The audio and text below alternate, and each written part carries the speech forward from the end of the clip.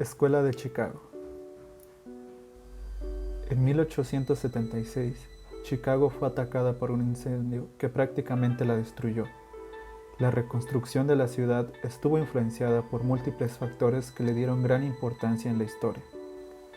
En el siguiente contenido podrá ver con mayor profundidad lo que fue este desastre y a qué consecuencias formó lo que es considerado como la Escuela de Chicago, un grupo de grandes arquitectos que brindaron sus ideas y cambiaron la vanguardia por medio de nuevas propuestas y grandiosas estructuras que cambiaron la historia de Chicago y de la arquitectura. La Escuela de Chicago marcó el inicio de la construcción de rascacielos, tecnologías innovadoras y la utilización de nuevos materiales, así como impresionantes diseños que permitieron el surgimiento de las grandes urbes que conocemos hoy en día por todo el mundo. Es donde se desarrollaron las mentes más brillantes de la arquitectura a finales del siglo XIX y a principios del siglo XVIII. Debido al crecimiento demográfico de la ciudad, el gran incendio de 1817 y a la necesidad de crear un estilo nuevo de arquitectura que marcara a la ciudad de Chicago como única en el mundo y fuera del estandarte del expresionismo americano. Origen. Esta surge en un contexto en el que la ciudad es más próspera, aumenta considerablemente el nivel demográfico, lo que supuso que el urbanismo adquiriera una relevancia máxima. Sin embargo, en 1817, la ciudad de Chicago sufría un incendio gravísimo, que la destruiría casi por completo, lo que supondrá el tener que volver a levantarla de nuevo. Esta necesidad de crear nuevos edificios dará pie al surgimiento de la denominada Escuela de Chicago. Todo esto sucede en Estados Unidos y no en Europa, porque es el nuevo continente donde la referencia histórica tiene menos peso e importancia. Europa siempre tiende a admirar de una manera al pasado, y esto se refleja en las corrientes artísticas del viejo continente. Para dar inicio acerca de la Escuela de Chicago, es necesario resaltar a los autores que más la representaban en aquel entonces. Henry Hobson Richardson, destacado arquitecto estadounidense del siglo XIX, precursor de tendencias de la Escuela de Chicago.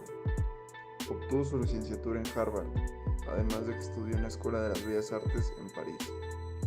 Su obra más destacada es el Marshall Fields Store, en donde resalta el prototipo de un edificio comercial, empleando estructuras metálicas con varias ventanas, representando la influencia del estilo neorrománico en sus obras. William LeBaron Jenney, reconocido arquitecto e ingeniero, consagrado como uno de los más importantes del siglo XIX y padre de la Escuela de Chicago. Su obra más destacada fue el Home Insurance Company Building, en 1884, considerado como el primer edificio construido en base a un esqueleto de hierro, llevándolo a ser reconocido como el primer rascacielos de la historia. Burnham y Root.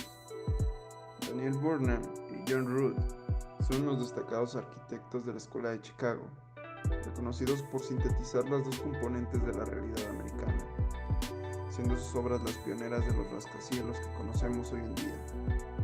Algunos ejemplos serían el Rockery Building, el edificio Hayward y el Reliance Building.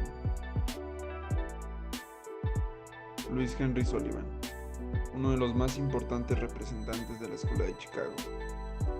Fue un arquitecto y teórico que participó en las bases de lo que sería la corriente moderna en la arquitectura. Su contribución más importante fue el diseño de distintos rascacielos, que contaban con una estructura interior de hierro bajo una fachada de mampostería. Algunas de sus obras más destacadas son Auditorium Building y Guarantee Building. Aportaciones de la Escuela de Chicago a la arquitectura. 1. Estructuras metálicas que servirán como esqueletos o armazón de hierro de los edificios, que entre otras cosas permitirán realizar edificios con gran altura. 2. Uso del pilar de hormigón como soporte o cimiento, será la solución al desafío de construir sobre un suelo arenoso y fangoso. 3. Ventanas extendidas horizontalmente por la fachada, con las dimensiones que se desee, dado que ya no serán necesarios los llamados muros de carga. 4. Posible eliminación de los muros de carga, gracias a esta estructura metálica. 5. Desarrollo del ascensor eléctrico. 6. Con respecto al exterior, se suprimen los elementos decorativos tan habituales en la arquitectura artística de finales del siglo XIX. Se apuesta por superficies lisas y acristaladas, predominando las líneas horizontales y verticales. 7. Atractivas fachadas de mampostería.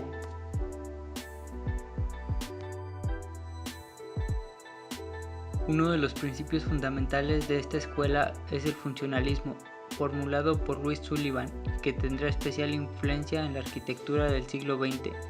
La forma sigue a la función.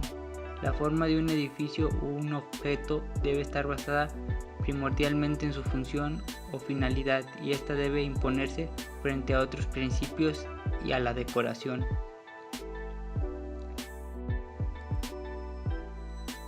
La Escuela de Chicago impulsó un crecimiento constructivo en su región y en el mundo. En general, gracias a las nuevas formas de llevar a cabo proyectos de grandes magnitudes, tales como rascacielos, impulsó también el desarrollo del ascensor eléctrico para transportar de un punto cero a un punto alto de las edificaciones mencionadas anteriormente, lo que facilitaba y hacía más corto un recorrido de un espacio a otro. Esto refleja las nuevas tecnologías y materiales que se implementaban.